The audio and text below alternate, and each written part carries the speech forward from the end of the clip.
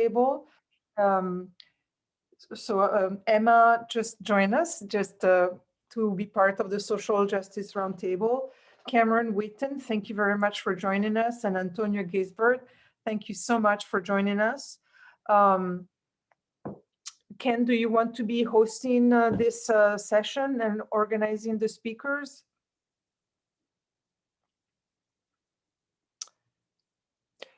Cameron, Antonio, does one of you want to speak first or to present first? I'm going to, feel free to unmute. You are able to unmute yourselves. Cameron, please go ahead. I was going to say the same to you. Okay. Cameron, why don't you go ahead and let and go first. And if you could just please introduce yourself. We are very proud to have you on. Thank you so very much for coming onto the meeting. It's such a pleasure to see you again. Thank you. I guess I have questions about how much time folks want for questions, because I don't know how long I should be speaking for. Just keep going. All right. Shoot for about 10, 15 minutes, 15 minutes. If we go over, it's fine. We're being flexible. We want, the whole purpose of this roundtable is to see what our allies are doing and to motivate people to participate, because often people don't know how to plug in or where to plug in and how to volunteer. And so that's the purpose of this roundtable. So just speak as long as you need to. Thank you, that was helpful. So good afternoon to our Pacific Green Party. Thank you so much for having this opportunity to address our community today. I'm grateful for the opportunity to share my story and the intersection of identities I have the privilege to represent. I'm different from the kind of speakers you normally see on TV and the newspaper. I was a poor Black queer kid from the streets. And given Oregon's history, I know that makes some folks uncomfortable. Many public speakers have doctorate degrees. They are successful authors or elected officials. I've had to earn respect through a much rockier path. But despite my differences, this community has shown me the many things we have in common. And I make every effort to serve as a bridge between these worlds, to foster peace, understanding, and family. Proud Black trans author and activist Janet Mock wrote, "I believe that telling our stories, first to ourselves and then to one another and the world, is a revolutionary act. It is an act that can be met with hostility, exclusion, and violence. It can also lead to love, understanding, transcendence, and community." I share these stories because I do believe that, as Janet Mock said, love and understanding and community is possible. We just need to listen with our ears, minds, and hearts. I first came to Oregon in 2009. I didn't know much. In fact, I called it Oregon when I first got here, and I got that out of my system. But all I really knew about Oregon was the Oregon Trail video game. And this is where I could expect for Jackie to die of dysentery. I didn't know about our state's racist origins. Like, I was raised in Virginia, where the high school I graduated from was named after Stonewall Jackson. But I soon found out through a shocking and painful lesson just how problematic Oregon's racist history is. My very first night in Oregon, I stayed in Albany at my friend's dad's house. The next day, we were asked to leave because the dad was uncomfortable having a Black man in his house. I laughed at the absurdity of this because there was no way I could believe that people just walked around with these hurtful and racist views. Years later, I would learn that racism would be a daily experience in Portland. There's a long history that I could share about that, but I will just really talk about what I've experienced in the last 2 years trying to center the work of racial justice. Because Ultimately, those years of challenge led me to the resilience and healing I hungered for, and that led to the founding of Brown Hope. Year after year of living in Portland, I collected new horror stories of racism. I was silenced and dismissed by white peers in professional settings. I was racially profiled by streetcar operators and had the police called on me. In 2018, after struggling to get my footing in a good career, I found what I believed to be my dream job with the city of Portland. After 6 months, I was unfairly targeted and fired for being too dark and too honest. I was forced to have a difficult conversation with myself. I had lived in Portland for 9 years. This is where I had planted my roots, and the soil was slowly poisoning me. I realized that leaving Portland wasn't a solution because racism and anti-Blackness were lurking in every corner of our country. But with hard work, I could find the safety and acceptance I needed and deserved. Because of my authentic relationships I developed during my decade in Portland, including some members of the Green Party, I knew even poisoned soil could be remediated. Although Oregon was founded originally to be a racist, whites-only utopia, I had a powerful dream that Black, brown, and indigenous people could live here and thrive.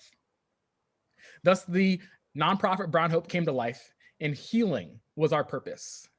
I sent out a survey to dozens of Black, brown, and indigenous Portlanders and asked, what has made you hopeful when it comes to addressing race in Portland? And what makes you feel more connected to other people of color in Portland? The key words that surfaced were solidarity, community, restoration, healing spaces, and collective activities.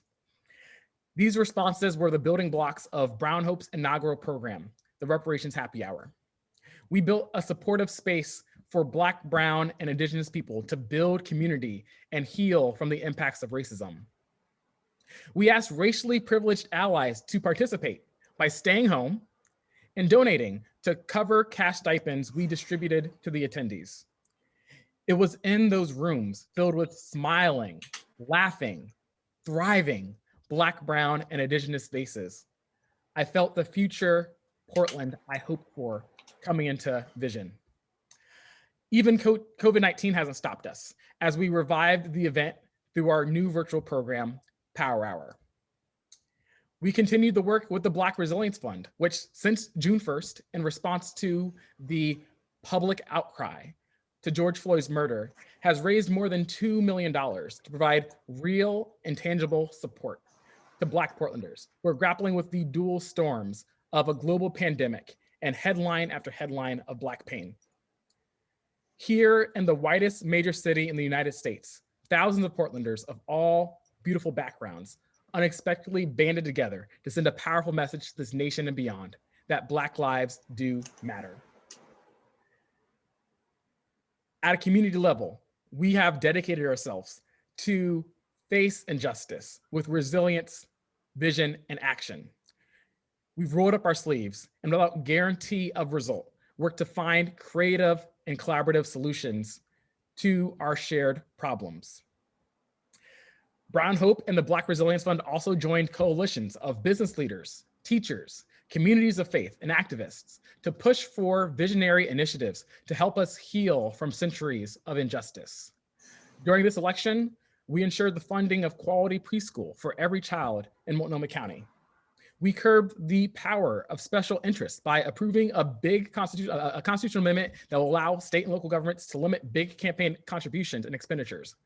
We passed a measure that decriminalizes the possession of small amount of drugs that could potentially eliminate completely the racial disparities in drug arrests and convictions caused by our counterproductive war on drugs.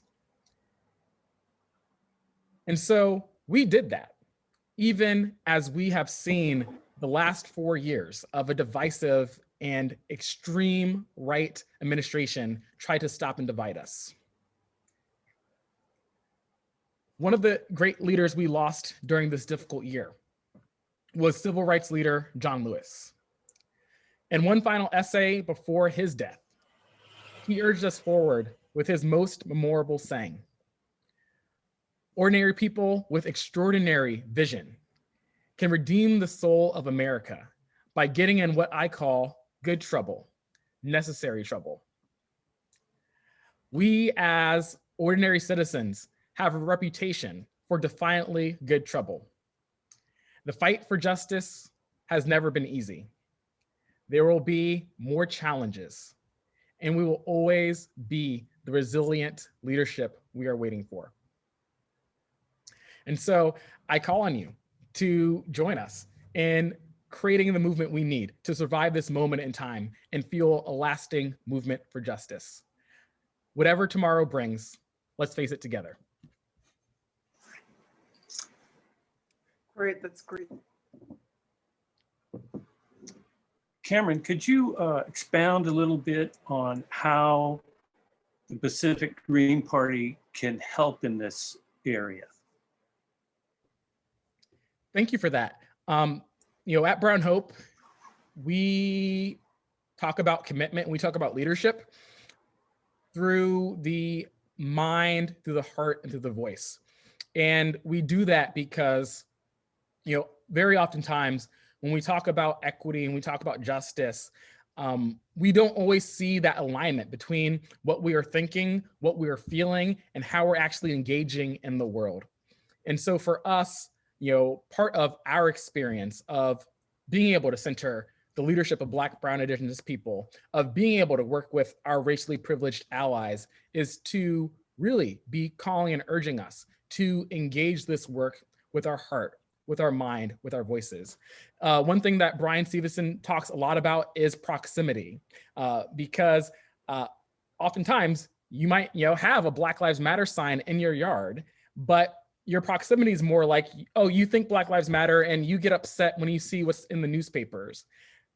That is very head focused, but is your heart really in the work? Do you really have compassion? Do you have empathy for the type of suffering that you will never yourself experience? Do you see your neighbors suffering as your neighbors, as human? And are you allowing those thoughts and those feelings to be reflected in how you're engaging the world, how you're speaking up and speaking out? And so I'll definitely say this is a challenge, for groups like the Green Party. You all are a political organization. A lot of what y'all focus on is political thought. And that is very challenging for Black, Brown, Indigenous communities who are really struggling with their stories and their narratives, who they are as people, to be truly embraced and to be truly loved. And so I think that would be my, nudge and suggestion of growth is, how does a political party focus on political thought show love and empathy to communities that are directly impacted? So do we have any questions? If you do, please let me know by posting something on, okay, Nathalie? Yes, I've been looking into how to plug in the struggles and know what's coming up. And on Thursday night, I watched a webinar organized by the Jewish Federation Latino Network and several other organizations about uncovering the history of discrimination. And in this case, on Thursday, was anti-immigrant discrimination. And they had three speakers, one from Picun. They had three speakers, and their presentations were fantastic. And it not only did they present things that I didn't know that made me really aware, because even as a Latina, there were some things that I was like, wow, I didn't know that. But they also presented very specifically things that they were working on. And so I'm going to post it on our website, but I encourage you to go to the Jewish Federation. They are doing this as a series. They already had 2 or 3 presentations. I think it's once every couple of weeks or once a month. They have them online, and it's a very good way to, in my limited experience, to better understand, to reach that proximity to. And they were really phenomenal presentations. That's all. I got Emma and Chuck on stack. Emma, why don't you go ahead? You might need to unmute yourself.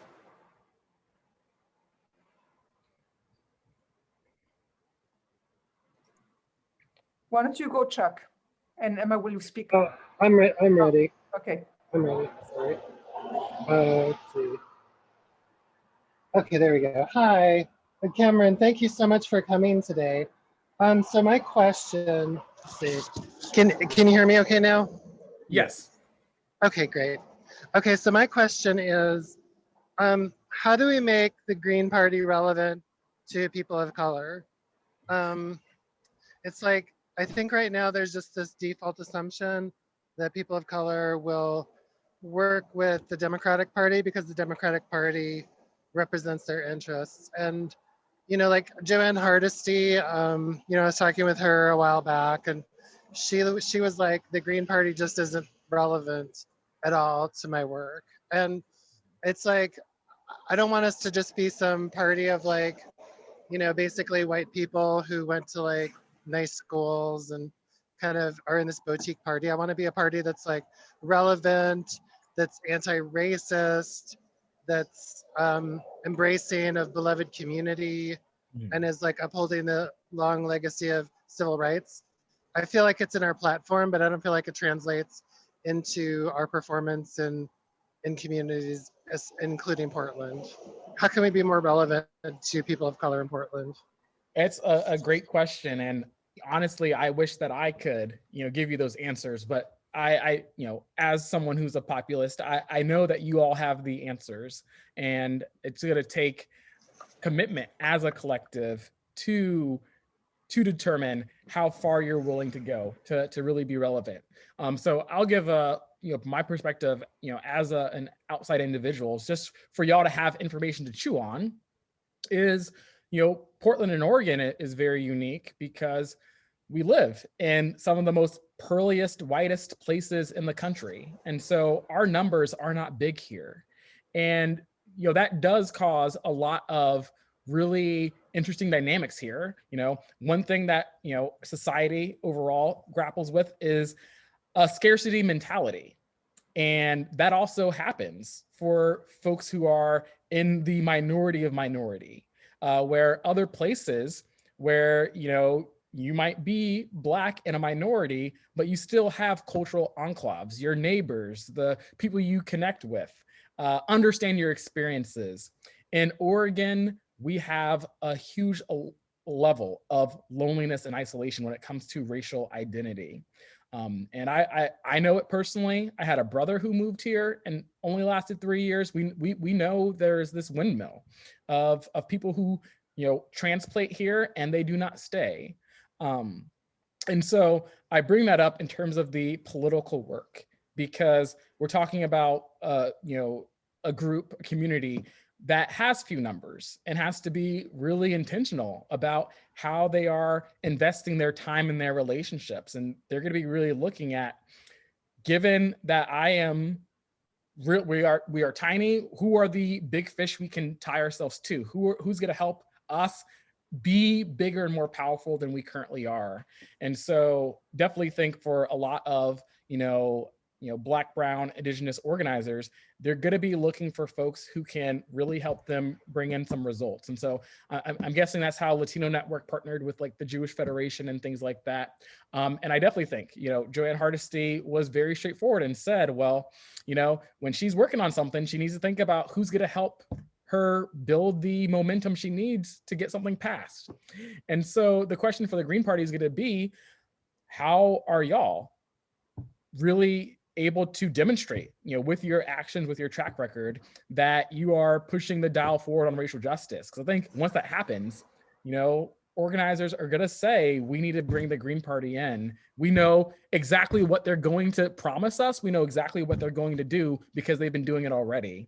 And so it is hard to develop those agendas, but I encourage, the Green Party to build a racial justice agenda, one that comes with real deliverables. And you've got a friend and an ally here. So if y'all start, bringing some deliverables in, some actions, I'm definitely willing to shout that out and tell folks, look at what the Green Party is doing. But that's going to be, a big challenge for the party to be relevant. Okay, thank you, Cameron. Chuck, go ahead. Cameron, thanks for, nice to meet you. So I'm interested in a couple of things. I'm interested in Emma's question, and I appreciate your answer for that.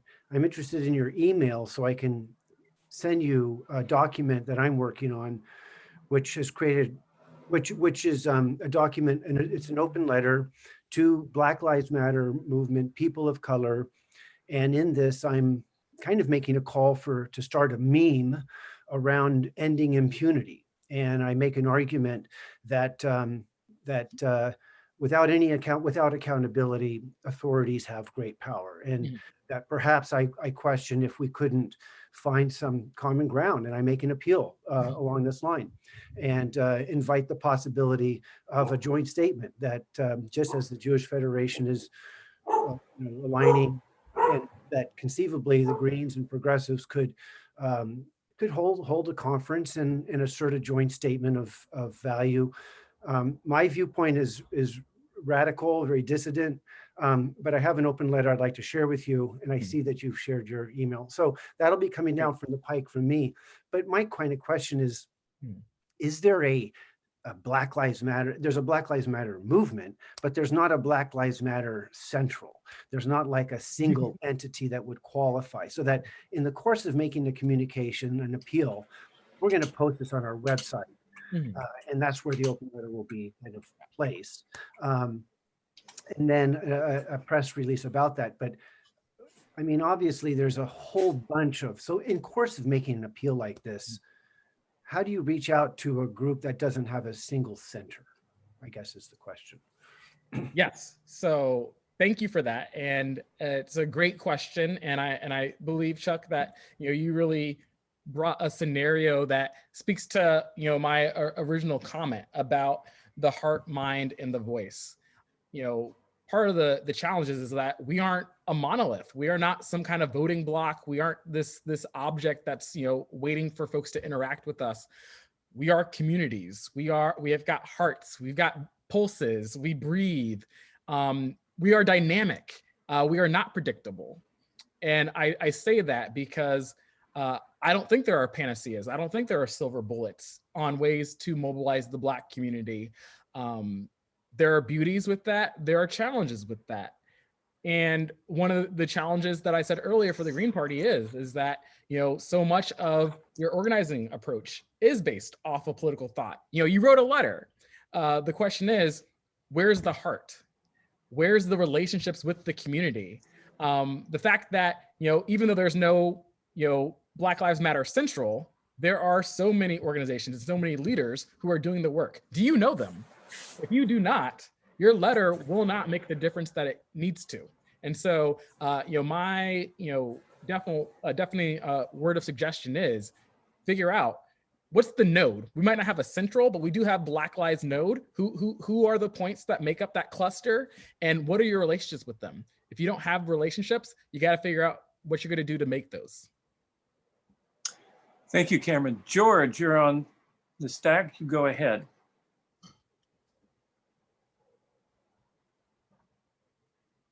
Unmute. Okay, now I'm unmuted. Can you hear me? Yes. It took me a while to figure that out. Cameron, what a delight. I sure wish I lived up in Portland so I could happily vote for you. Can you give us a couple of concrete examples of your idea of building a racial justice agenda? There's everything. And the question is,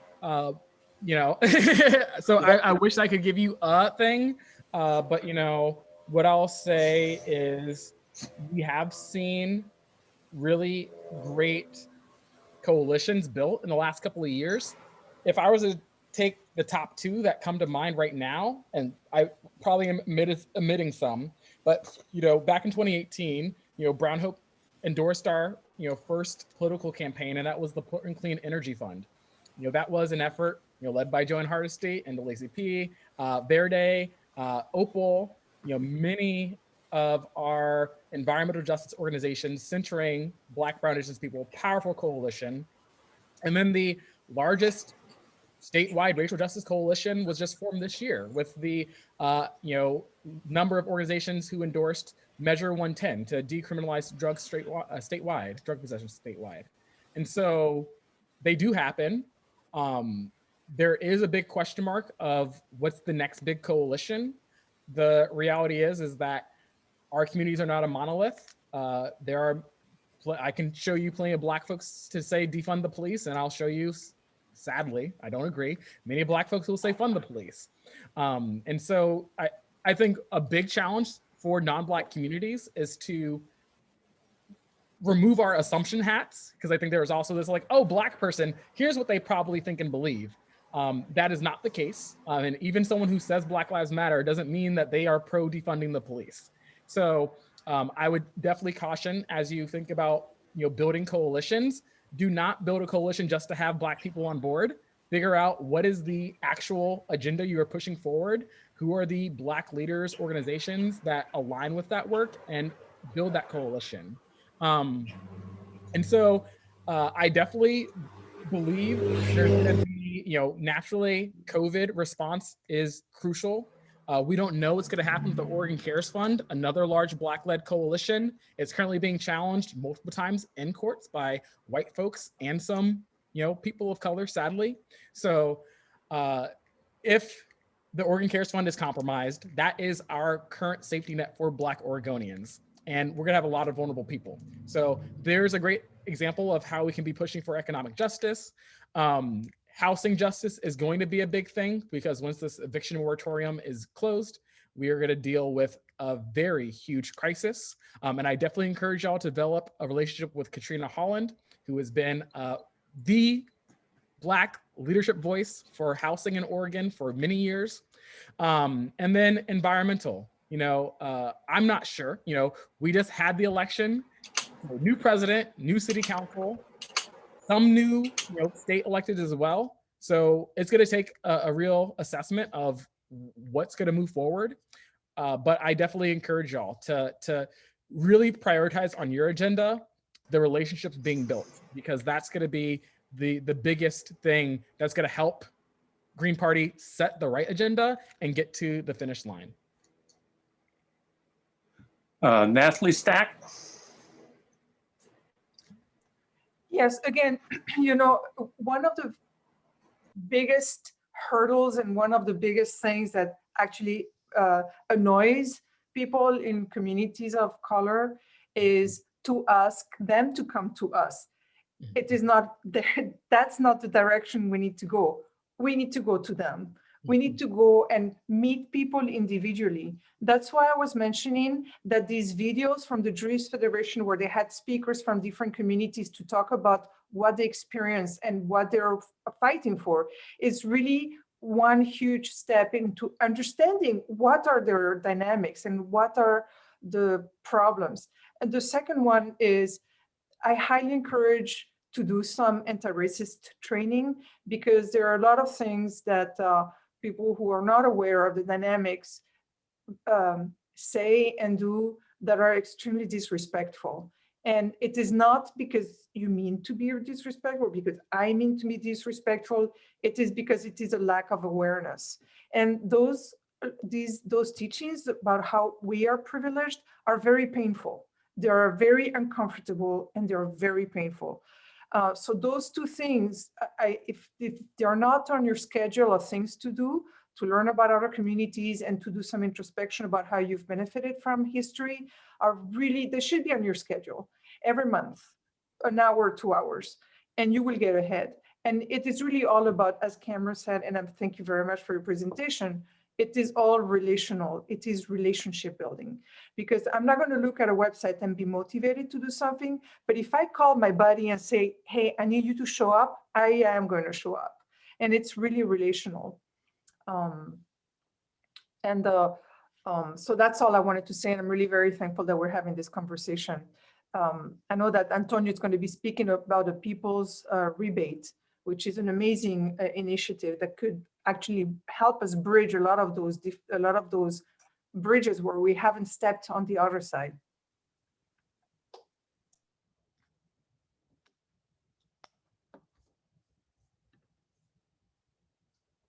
Back to you, Ken. Okay, I have to apologize for the noise, but I live in a place where it's a historic district and I have single pane windows, and all of a sudden the traffic just seems to have taken off. So I apologize for that. Do we have any more people that want to address some of these concerns that Cameron has brought up? And if not, I think we should go to Antonio. Antonio, would you like to, thank you. So go ahead, Antonio, introduce yourself and talk a little bit about the proposition. Thank you, Ken. Thank you, Natalie. Sorry, Natalie, you were going to say? If you have a presentation, you can share it, huh? Oh, thank you.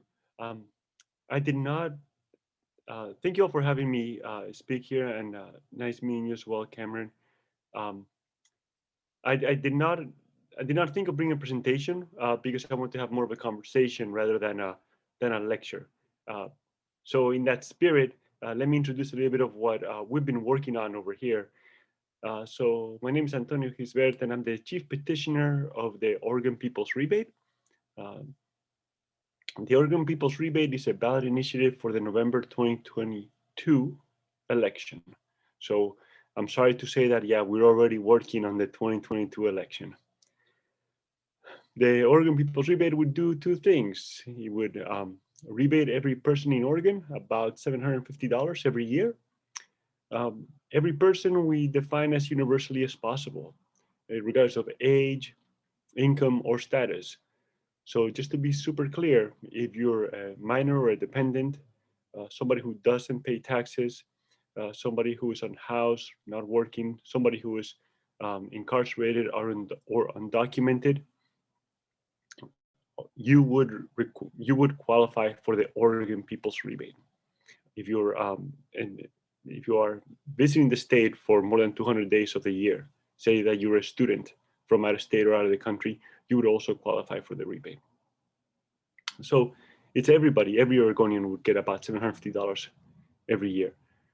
And the money for that, which is going to be about $3 billion, comes from an old idea, which is increasing the minimum corporate tax for the largest corporations doing business in Oregon. Those corporations that sell more than $25 million worth of stuff in Oregon each year. Currently, they pay almost no taxes. Believe it, this sounds wrong, but it is in fact mathematically correct. These large corporations pay less than pay less than 1/8 of 1% in taxes every year. You and I as Oregonians pay between 5 and 9.9%. So that's where the money comes from. Comcast, Wells Fargo, Walmart, Fred Meyers, we're going to ask them to pay a little bit more in taxes, and then that money is going to get rebated to every person in Oregon. That's the nuts and bolts of the thing, but I want to also touch on how or why we are doing this. So we start off with a real simple question, which is, could you use $750? And as we approach people in the community and we ask them that question, we invariably, yeah, a heck yeah, a head nod, or are tough. It doesn't matter who you are, and it doesn't matter there's a pandemic. It's tough to make ends meet, and so direct cash assistance helps. And that's really what we're trying to do, because we're really at a core trying to make people's lives easier, a little bit easier. That's really what we're trying to do. At the same time, we're trying to start a broader conversation about tax justice, about the worth of a human life, and very specifically, that is presented through the unconditional form of the rebate, which is every Oregonian is just going to get this just because, right? That speaks about the worth and the dignity of human life. And secondly as well, the fact that in particular, incarcerated folks and undocumented folks also qualify for this direct cash assistance program is we think is pretty radical. It's radical because these populations are like marginalized kind of by definition. And the Urban People's Rebate is going to be arguably the first, or definitely the largest such program or effort, not just in Oregon, but even in the country, right? Whenever a state tries to provide funding for undocumented communities, for example, oftentimes the money is like, they make real clear that the money is foundation money or it's not public money. We are not doing that, right? This is just, the Department of Revenue is going to mail everybody a check, period. And that's we recognize that that's going to be a difficult conversation to have in certain places, but we think it's important to have that conversation and to make sure that every human being shares the same dignity within this program, the Oregon People's Rebate. So from a social justice perspective, we think that's extremely important, and that is how our initiative is it's a very narrow thing, right? It's 4 pages of text. That's it. That's something very specific, but we are trying to reach and have deeper conversations in the community about the value of human life. And so then through an economic justice ballot initiative, we are aiming to spark conversation about broader social justice. So I'd be like super excited to hear what this community thinks about that effort, and hopefully, if you are a registered voter in Oregon, which most people here should be, it'd be super awesome if you would help us meet our sponsorship goal to qualify, for the November 2022 election. I just dropped a link in the chat where you can request by mail a signature sheet. I mail you a signature sheet with a postage paid return envelope and instructions. You fill it in at home. Other people in your bubble should fill it in as well if they want to, and then you just mail it back to us and help us get on the way. So I don't want to talk too much because I kind of want to listen more than talk. So thank you for your attention. Okay, Emma, I have on stack. So Emma, why don't you go ahead?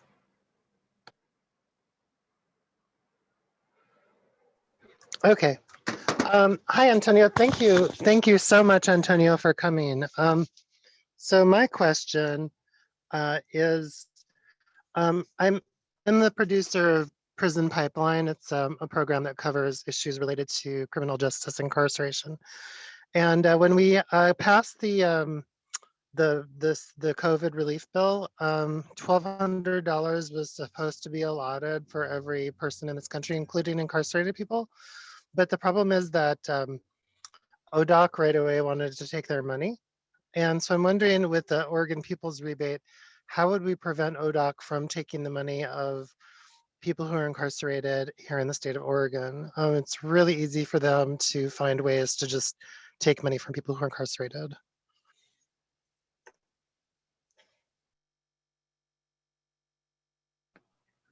Sorry, that's the end of my question.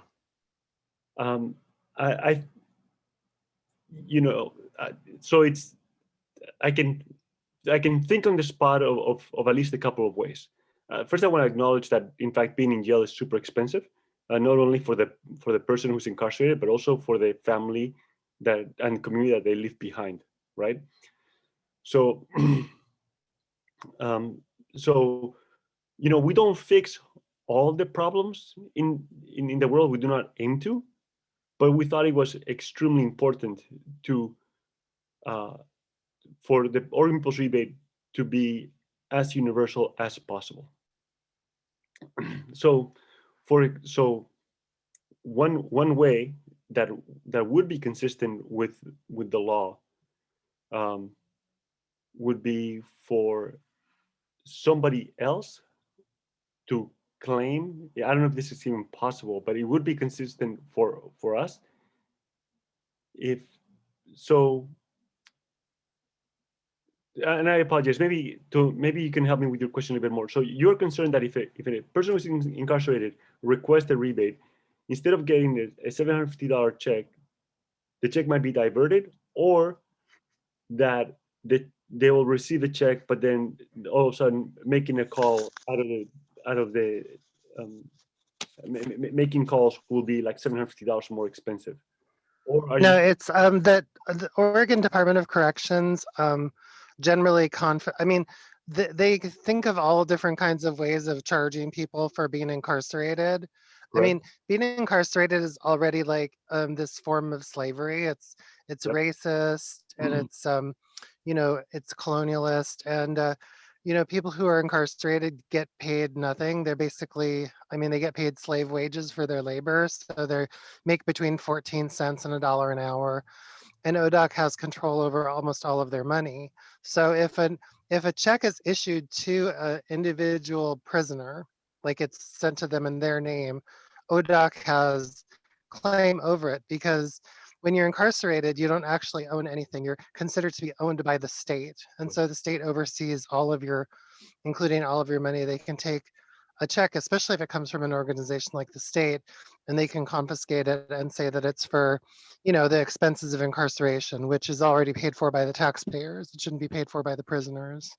So anyways, it's okay if there's not a clear answer for it. I really love what you're doing. I was just wondering if you had an answer to that. But yeah, thank you so much. I really appreciate everything you're doing, and I definitely want to support you. Thank you. So are there anybody else that would like to comment? Connor, you kind of made a good point. Maybe you could elaborate a little bit on that point about the economics as it applies to smaller communities.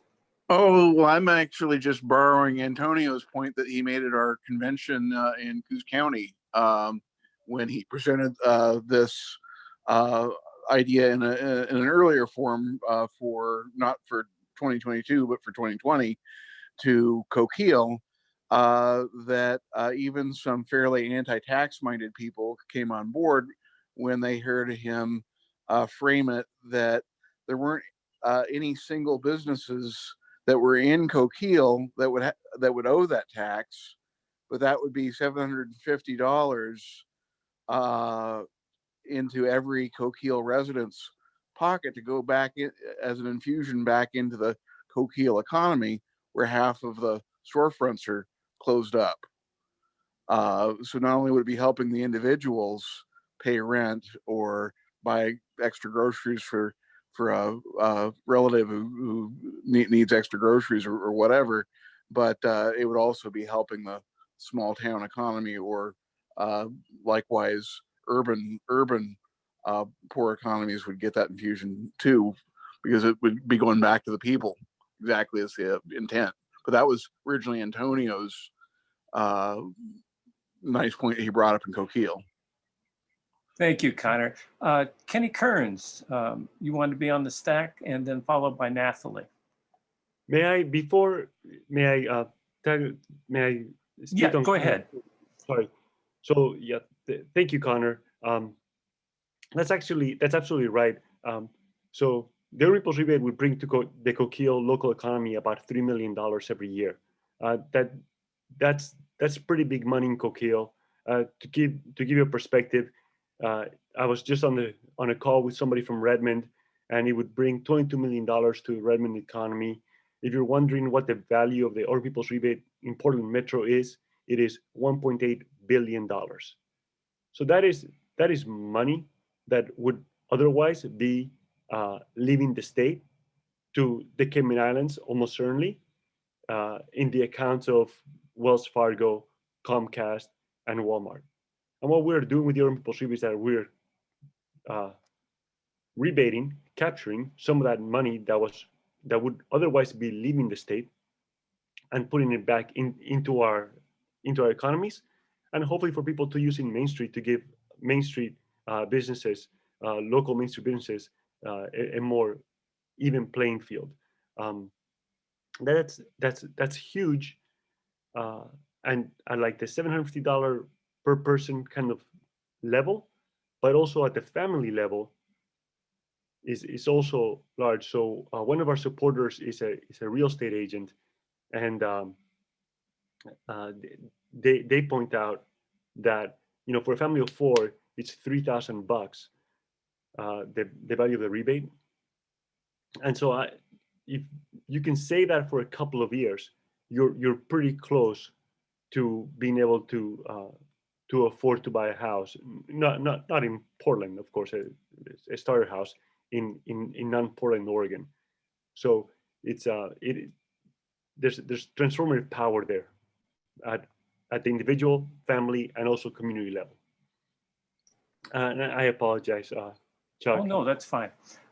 Actually, I missed Chuck. So Chuck, why don't you ask your question first, and then we'll go to Kenny and then Nathalie, and there's some other people on the stack, but let's start with Chuck. Hi, Antonio. So is your political committee, I assume you have a political committee, is it going to be filing with the legislative council to create a bill to be made into a law for the 2021 session, just as a matter of whether it's political theater, just good measure of educating, but the prospect would be to ask for a referral to the ballot initiative by the legislature. Do you have that in your plan to do that? Thank you, Chuck. We do not. We do not. I can talk a little bit more about why, but maybe it's obvious why we would not expect that to go anywhere. There's a small group of legislators who know about this from personal conversations that I've had with them, and so Antonio, so it would be a waste of time, is what you're getting at. And all I'm posing is the possibility that, it may not be a waste of time. It would be an exercise to submit to the legislator. I'm hopeful that there would be some public relations from the progressive Green community for a legislative basket of big asks, and to have the rebate represented, just for what it was worth as a legislative kind of bill idea, wouldn't take too much, wouldn't be too hard to do, and it wouldn't require any commitment from the committee to do anything with it at all, except to just kind of put it out there. I mean, maybe that's a waste of time, but there could be some public relations value in that. I'm just wondering. Yeah, thank you. I think that we should discuss more. On the one hand, we've already written the Oregon People's Rebate, so it's pretty easy, right? And I mean, it's easy to just attach the PDF onto anything. So maybe worth. Yeah, I'm not saying no, I guess. Thank you, Chuck.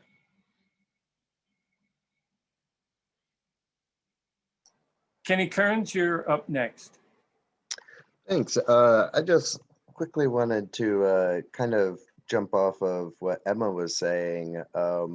Would there be any protections against the tax when people get their paychecks taken by the tax man for various court costs and things like that? Yeah, thank you very much. We worked super hard on this, and I think that we have a really good answer. So we wrote in that the rebate is not taxable in Oregon, cannot be garnished, and it stacks on top of any other income-based benefit that the person might be receiving or eligible for. So it turns out that it's super hard to give poor people money because of benefits cliffs and all kinds of other stuff. but we feel that we did a really good job in making sure that if you are, for example, receiving housing assistance, getting the rebate is not going to negatively impact your benefits, and so we feel good about that.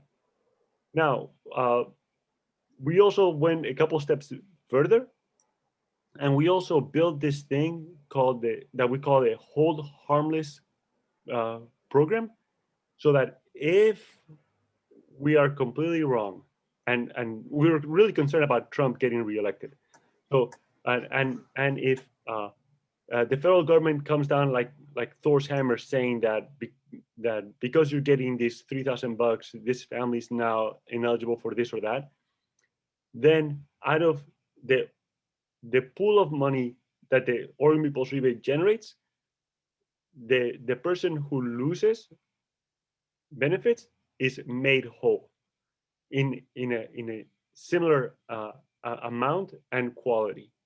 So if you were to lose $10 of a month of food stamps, you would get $10 of other food stamps. So we feel good about that, and also it's a little bit of a reach, but in the language we empower the Oregon federal electeds to ask the IRS to make the Oregon People's Rebate tax-free as well for federal purposes. And whether they do that or not, we'll see. But that's sort of like a yet another layer of protection. So number one, we feel good that the way we wrote it, benefits will not be affected. Two, if they're affected, we have the hold harmless program. And three, we're asking federal representatives to change that federal law. Thank you, Antonio. Christian, Nathalie has asked to be skipped at this point. So why don't you go ahead and ask your question at this point? Okay, I wanted to say I've been working a little bit with Antonio on this specifically here in Douglas County, and just wanted to kind of give a reference on something that I live in a really rural, poor county of Douglas County here, and I just did a little search on the website for Oregon's People Rebate 2020.org.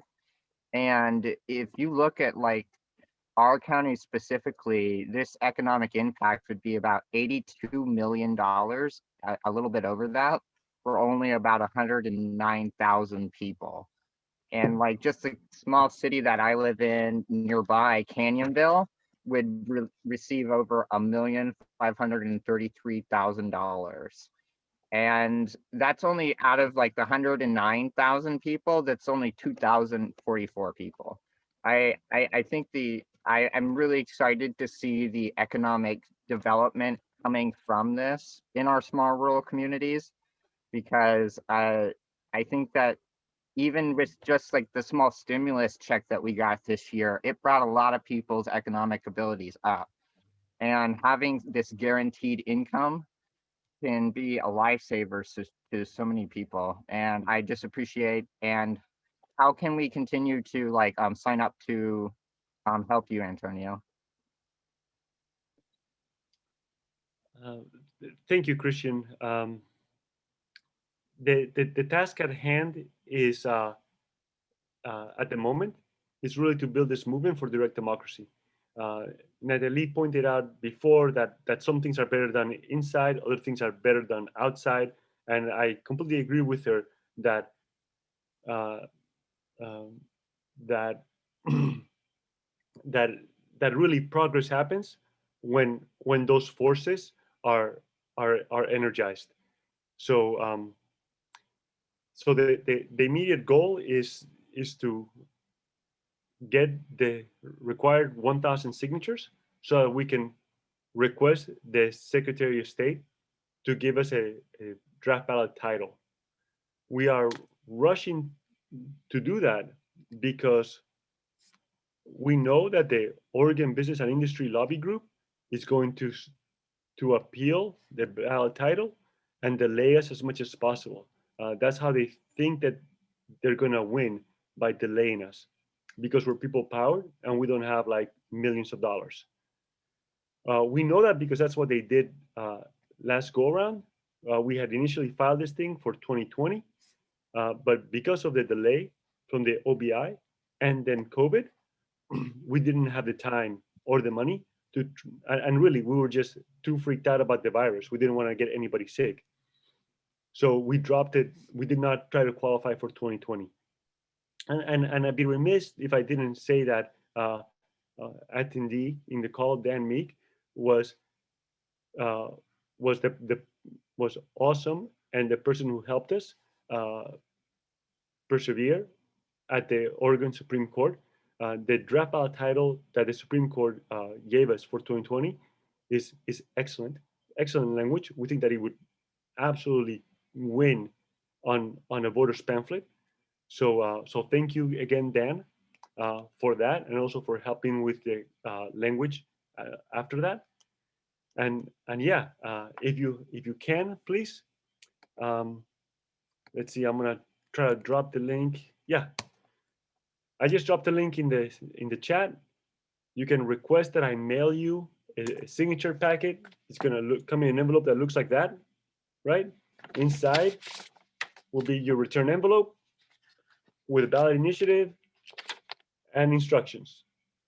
I mean, it's that simple, you know.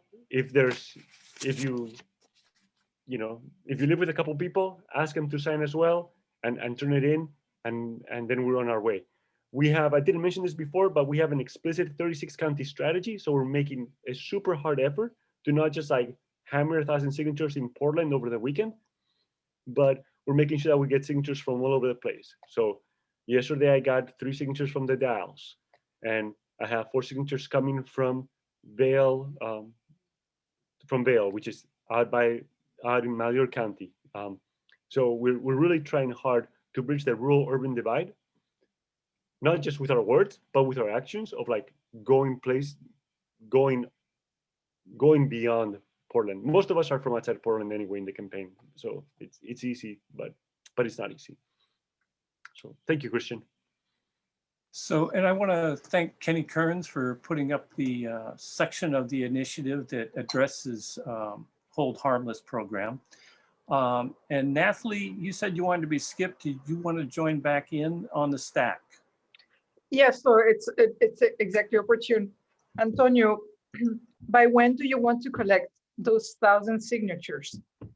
As soon as possible. And the date is that after we turn in those 1,000 signatures, then we're going to be delayed about 6 months, or the bags are going to delay us for 6 months, and we won't be able to collect any signatures during that time. And so ideally, we want to start early summer 2021. And so I don't know if we'll, it might be more like middle, late summer when we get permission to circulate. But really, as soon as possible, like next week would be great. It's not very many signatures. I mean, I can collect that in 2 days without COVID. Send me a packet of 5 of those envelopes and I'll send them to 5 friends of mine in different counties. Awesome, thank you. I can do that.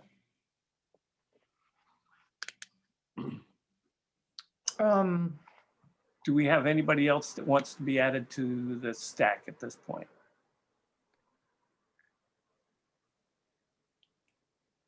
Okay. Nathalie, could you take over being the host for a little bit? Yes, of course. So one thing that I also wanted to mention that we all need to be very aware of is there is an initiative to ask the governor to convene a special session to address the moratorium on evictions and to issue some relief, to address some of the relief, because all of that is going to expire in December. So I'm going to, in the chat, I'm going to send a link to the governor's, to the state input, and I highly encourage everybody to sign up and ask Governor Brown to convene a special session to address some of the urgent concerns happening. The other issue that the other thing that I wanted to do is invite everybody here on the call to share a little bit what what are some of the initiatives that you've seen on the ground that are very promising or interesting that we should be aware of, or that you would encourage us to plug in.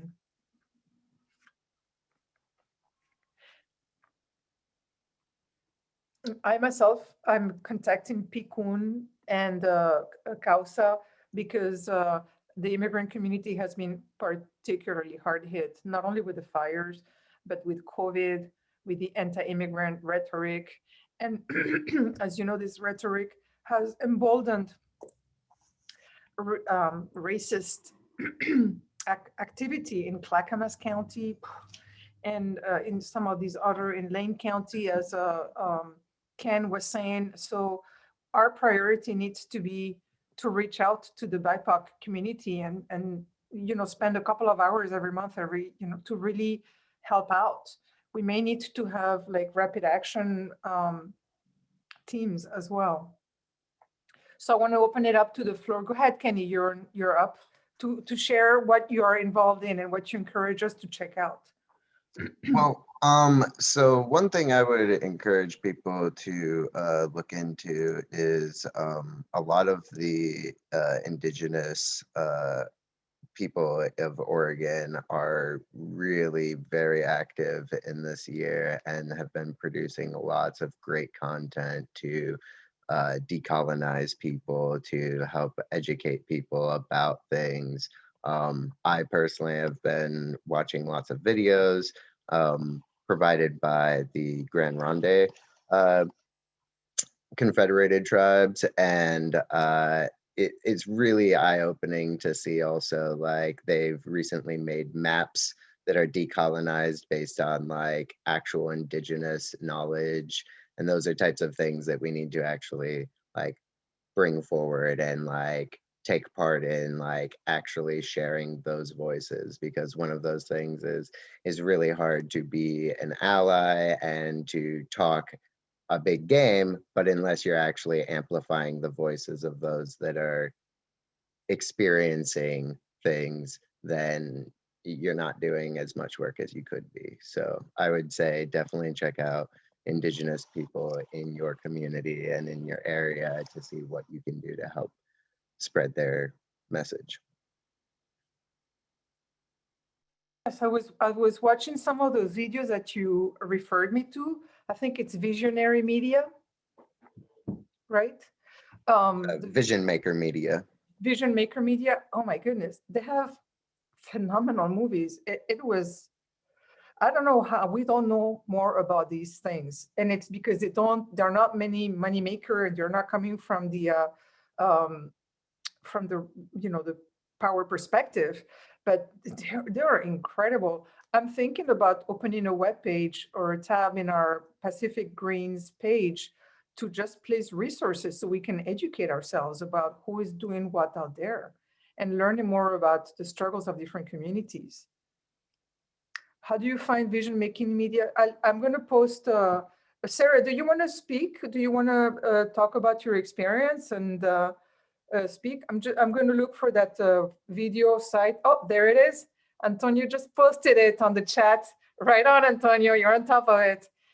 Some of those movies are free. I just watched Rumble recently with my teenage daughter because it was about music.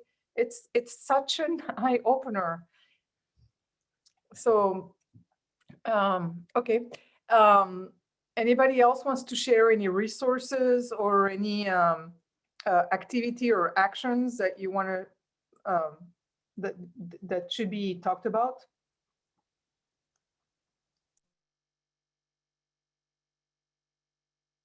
Okay.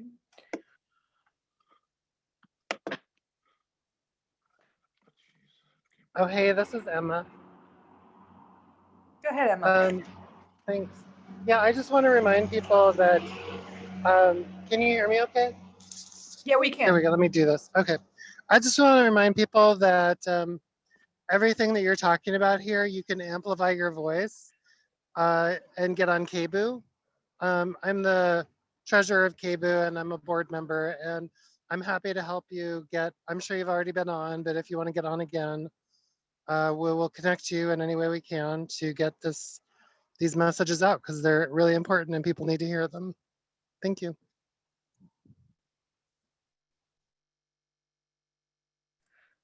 Emma, are there any particular actions or initiatives going on pertaining to incarcerated population?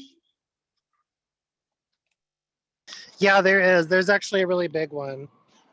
So Critical Resistance PDX and Queer Behind Bars and Pink and Black and Siskiyou Abolition Project are all working collectively. They want to, they started this campaign about a week ago, no, about 2 weeks ago, and they want to raise $55,000 for Oregon's incarcerated firefighters.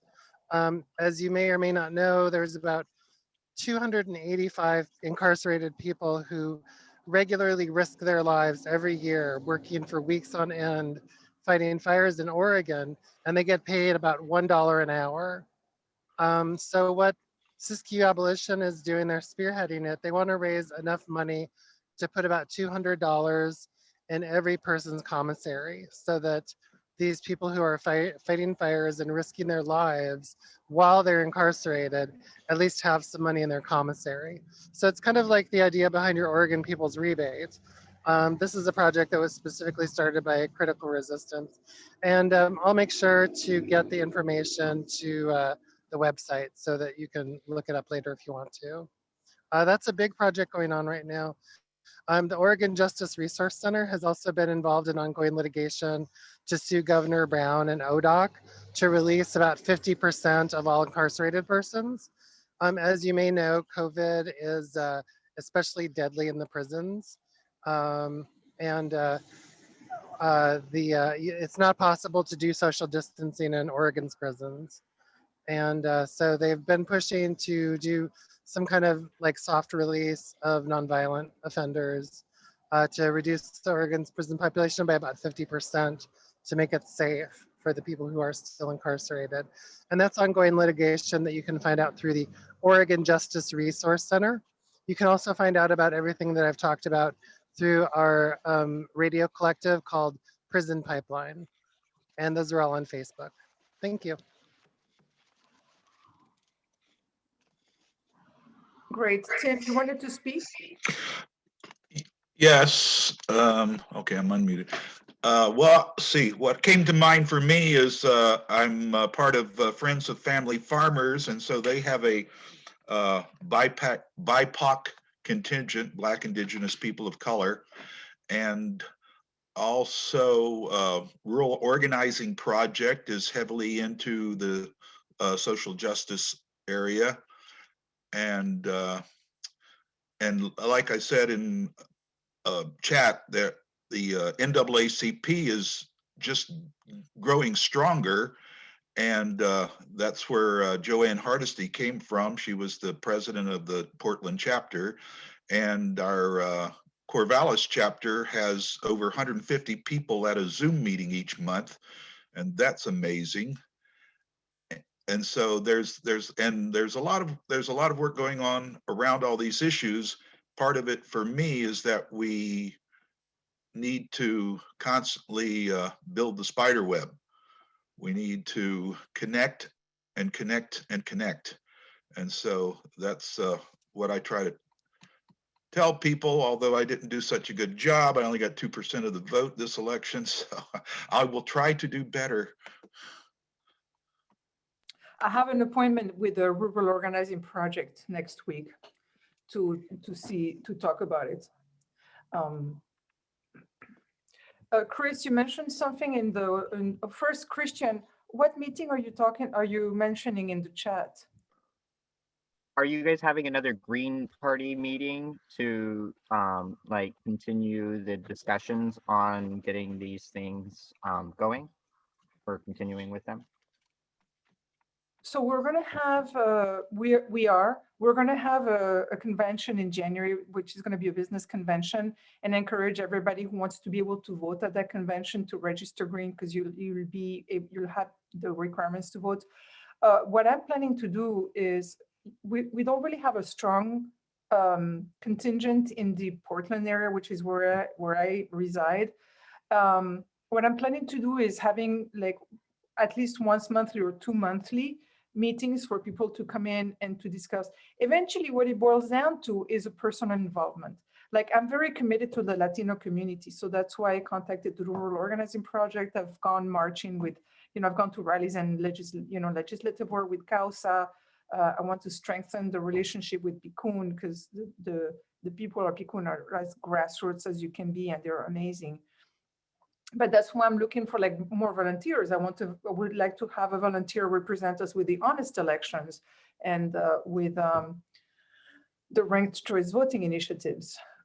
It really boils down to finding what your passion is and taking that step and making it happen. Like it sounds like you're really into the Oregon People's Rebate, which I find is a phenomenal initiative. So, keeping the torch and keeping the visibility on that at our monthly meetings would be awesome. We are going to be expanding the monthly meetings for people to come in.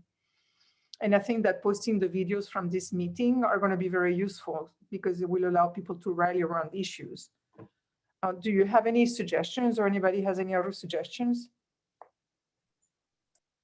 I just wanted to say, because I technically am working with like several parties, I guess, within the organization. And I'm just trying to push progressive leftist policy and social justice policies as much as possible within anything. Because if we all work together, we have a much more stronger arm. And so, yeah, I'm just excited to continue to have these conversations. And at least in my precinct area, maybe hopefully get some of the Green Party people who are already registered to get involved as well. Because I mean, in democracy that should be how it goes anyways. Absolutely. I don't mind send you names from people in your area. There is a Facebook group with people from Douglas County that you might want to get on. Okay, definitely. Chris Henry, you had a question?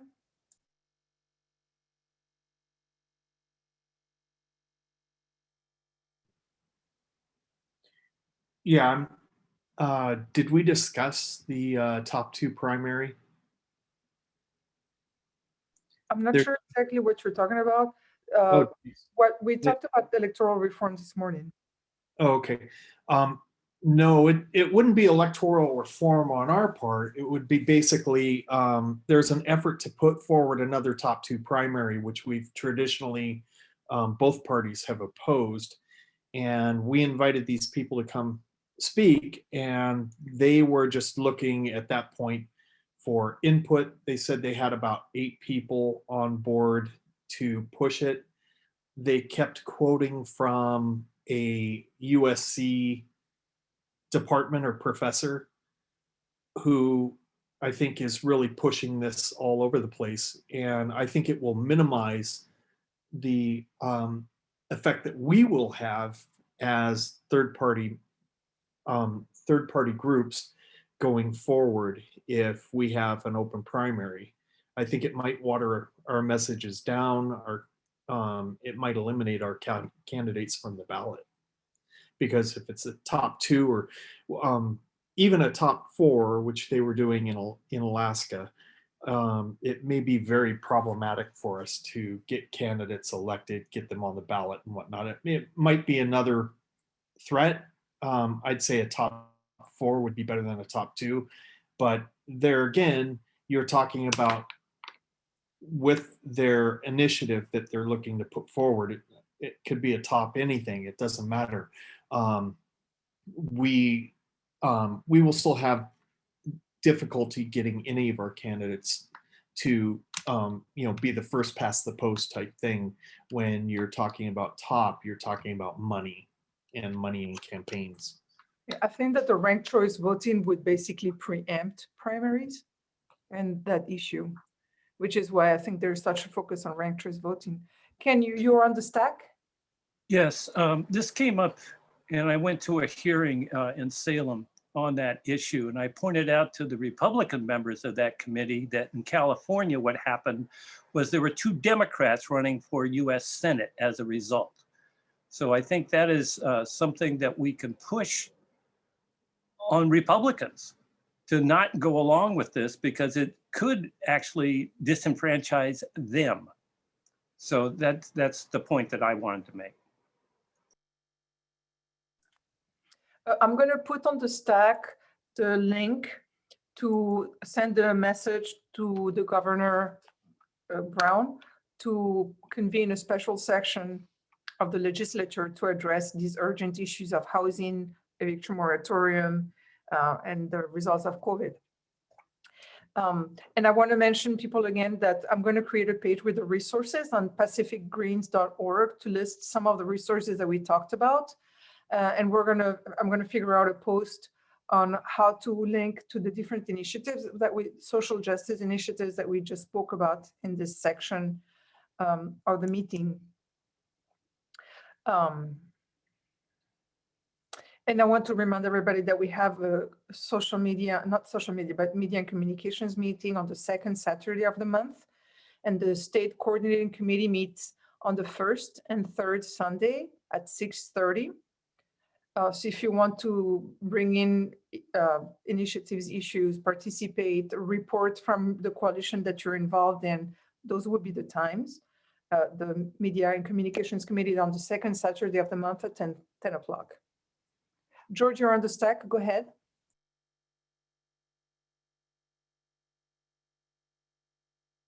You need to unmute yourself. There we go. I got it. Phew. Thank you, all of three or four of you who have talked about the top 2 primary system. And Chris, is that actually the name of the group that's doing it? Is it called Top 2 Primaries? Question to Chris Henry, if you're still on. Does anybody else know, perhaps? You're muted. Oh, yeah, I'm trying to find where it is. I unmuted. There it is. So I don't remember the name of the group. It's probably in our minutes. I could probably find that. Yeah, we weren't real happy with it, but we gave them suggestions. We said, well, if you're going to go forward with this, there are some things that we should probably include in something like that. Like we have to constantly run candidates and get 1% in a race and in order to stay on the ballot. And we suggested to them that they might eliminate that, put that language into their initiative. But, and we had some other suggestions for them, but it was kind of a tense discussion. So with this Zoom thing in the way, it's hard to find anything. I'll look it up, and if I find the name, I'll put it in the discussion notes. Yeah. All right, thank you.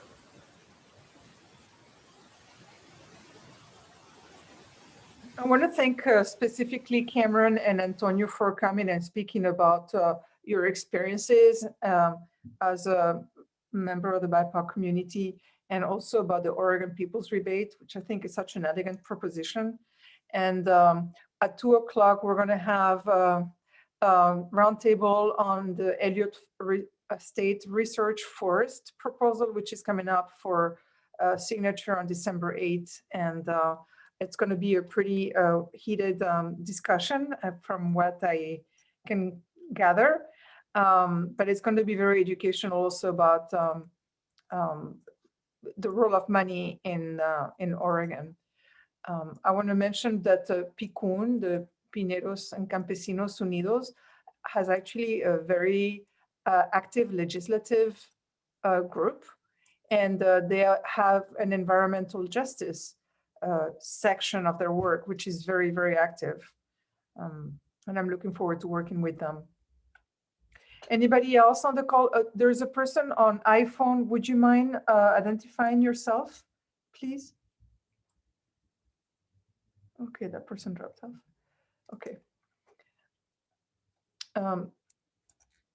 Anybody else wants to share what they're working on?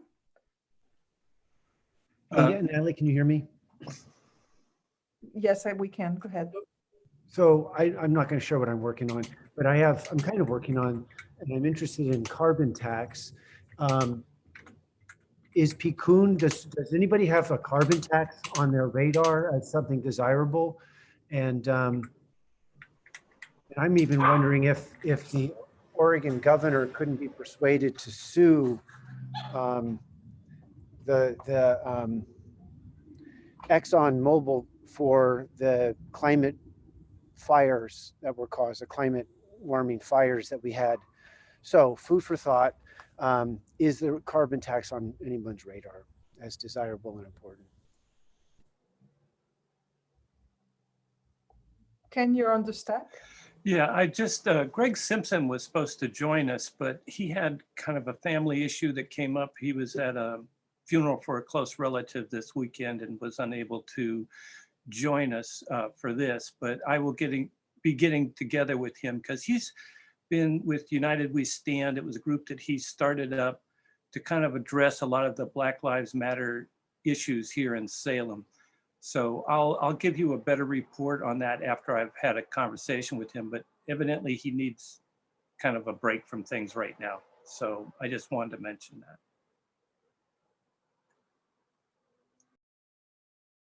Joe, you're on the stack.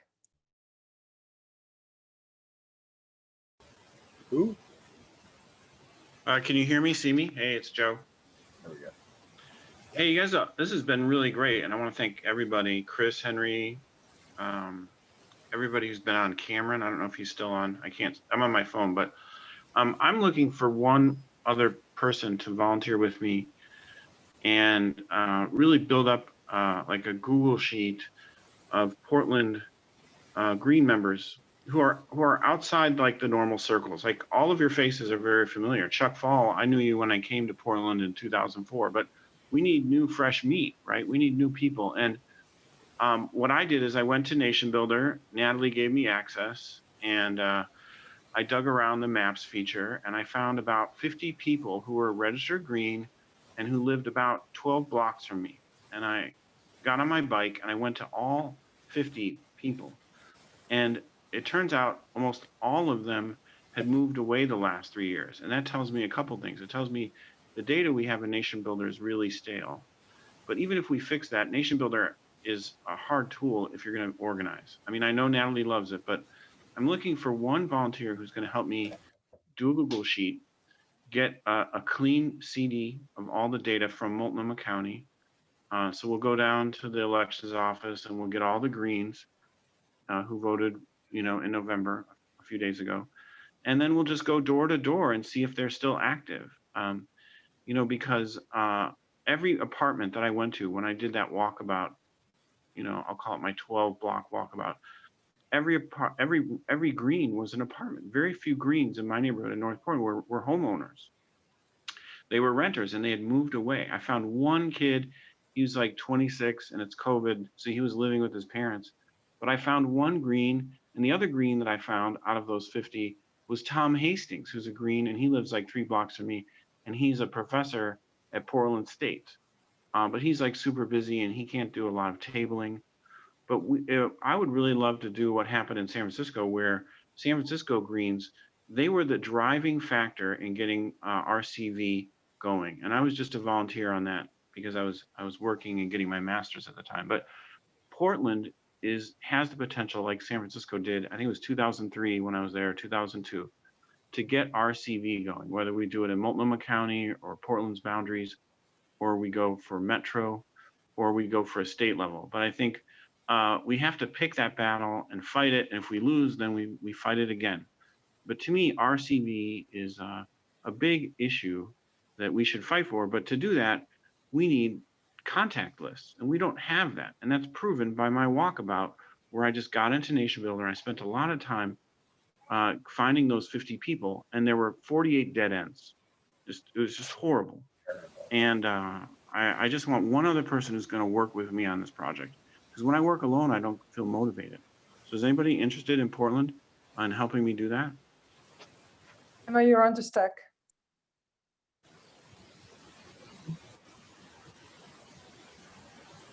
Oh, sorry, is Joe done? I wasn't sure if he was done. Yeah. Okay. I just wanted to mention two other things that are coming up. One is on December 25th, on Christmas, the Portland Peaceful Resistance Coalition is going to be having its 1,000th weekly protest against war and occupation. And that's going to be down at Pioneer Square. They've been doing this for 19 years. And the 1,000th vigil slash demonstration slash protest will be on Christmas Day on December 25th. So you can find out more about that through Portland Peaceful Resistance Coalition or the Iraq Working Group. And I will make sure to get Natalie those links. The other thing I wanted to mention was that on January 8th, the Iraq Working Group is going to be holding a demonstration against the anniversary of the creation of Guantanamo Bay. And that's also going to be at the intersection of Hawthorne and Cesar Chavez. And I will get that information to Natalie also. But if you could just put that on your calendar, it's January 8th. It's something crazy like the 17th or 18th anniversary of the creation of Guantanamo Bay. So, I mean, if you can believe it, there's been 540 people who have been incarcerated at Guantanamo Bay. Only 40 people have ever faced any kind of criminal conviction. So the United States has been operating this illegal international prison for almost 20 years without any sight of its closing. So please join us if you can that day. And I'll get you that information, Natalie. Thank you. Perfect. Christian, you have a, go ahead, Christian. I just wanted to just quickly say that I've been working with Cat Stone's state Senate campaign along with the other people who have been kind of pushing this for a harvest severance and a discussion on actually getting some of the Wall Street timber money coming back to the county levels. I would highly encourage everybody to listen to the Tax Fairness Oregon's talks on it specifically and start communicating about it. It's really starting to pick up speed here in the rural districts who are mostly, unfortunately, having to see all of our beautiful green areas being cut down.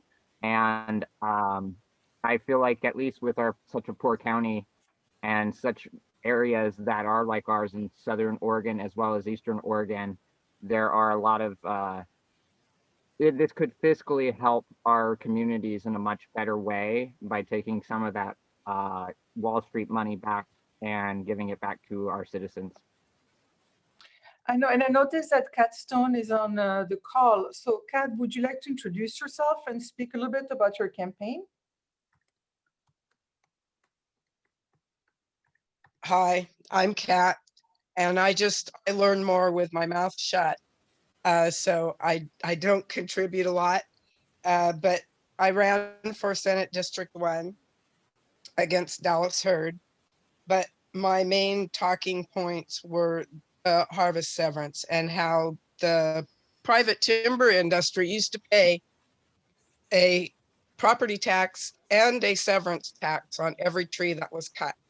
Washington, Idaho, and California still have a harvest severance. But in 1990, the legislature succumbed to lobbyists and cut the property tax for private timber 95%. And they cut their harvest severance to nothing, basically. The harvest severance is now set by the Oregon Forest Research Institute, which is the PR arm of the timber industry. So Tax Fairness Oregon has been working independently on educating people in each of the areas. They held an educational meeting for the Southwest. They held a meeting for the Northwest. They held a meeting for the Medford area. And you can attend any of those meetings when they have them, and they have a schedule So you go to the page Tax Fairness Oregon and look for the timber tab.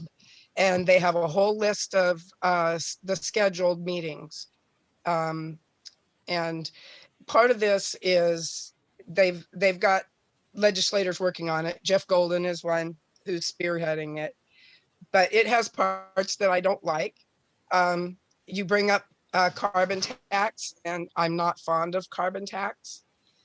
When you have a carbon tax, it means that your timber will be cut.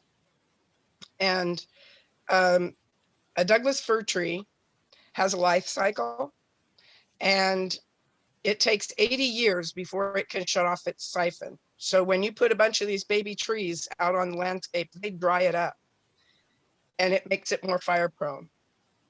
Once a tree reaches 80 years old, it can hold moisture and respirate. And that's really important because that attracts fog and rain. Moisture clings to moisture. So everybody can have their own opinion, but harvest severance is really important. Bringing back property tax is evidently not on the table. And the severance tax will definitely come back to help Oregonians. And Washington has an 80-20 percentage. They charge 5% harvest tax, and 80% of it goes back to the counties where the trees were cut. 20% stays at the state level. And I think that's a pretty workable plan. We used to have a 6.5% harvest severance, and I would like to start it at 18% because they've been ripping us off. And that's all I've got to say. Thank you very much. Thank you very much. That was really very useful. George, you're on the stack. Yes, thank you. Are you hearing me? Yes, you we hear me? are. Good, all right. Kat, that was wonderful information, and I hope you'll stick around for the discussion that starts at 2:30. And I'm delighted to hear that Jeff Golden is behind this. I lived in Ashland for quite a while, and I know Jeff pretty well. He's a good guy. This information was for Joe, though. Joe, we will need to access an updated voter registration list, and there should be one created now very shortly after the election, which should have a lot more accurate information than what you were working with out of our nation builder. Tricia, I think, and you can correct me if I'm wrong on this, Natalie, has been doing the updates on nation builder. No, can I say that is false. The data was 4 years old, and I did that like 3 months ago. So I don't really want to keep giving second chances to nation builder. It's a barrier to our success as a Green Party. Right. Well, whatever information was on there was coming from voter registration lists, and I'm surprised they were 4 years old because we've gotten one, I believe, just 3 or 4 months ago. But like I'm saying, there is going to be a new one, and we can access that from the Secretary of State. Yeah, but I just looking for one person. Look, I agree with you. In other areas of Oregon, the Green Party doesn't have so much turnover. So your nation builder data may look better, or maybe you're just doing what we did back when Chuck Fall and I ran the office and volunteered in the office, is that we just had a spreadsheet that we emailed each other around. We had a file that we attached to email in the good old days. And I just want to go back to the good old days when we had tables and we had lots of people showing up. The Green Party in Portland for itself, the Metro chapter is on the verge of dying. Like, we just don't have a lot of turnout up here, and that's depressing to me. But I thank you for addressing that. We're going to talk about those things in the media committee. There is actually more to the story, but I want to keep it focused on social justice until 2 o'clock. We're going to have our environmental roundtable.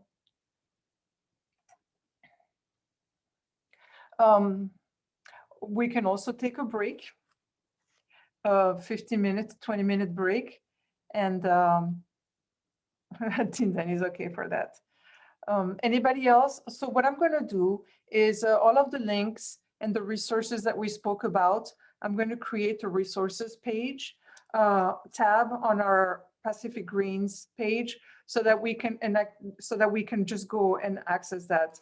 one of the ideas is to hold, we don't hold public meetings. We haven't held public meetings very often. So this is the first one of that, to educate ourselves and involve people. I'm reaching out specifically to the Latino community to work with them and encourage folks to do the same. I'm very willing to share the list of greens that we have in your local areas. Okay, anybody else who wants to share? And I want to thank again Cameron and Antonio for coming on the call. Thank you, Natalie, Ken, and everybody else. And I wish you all continued success. We need more than just 2 parties. I firmly believe that. Yes. Thank you. Yes. Thank you. Thank you. Keep up the great work. Thank you, Cameron. It was so nice to see you too. Bye, Antonio.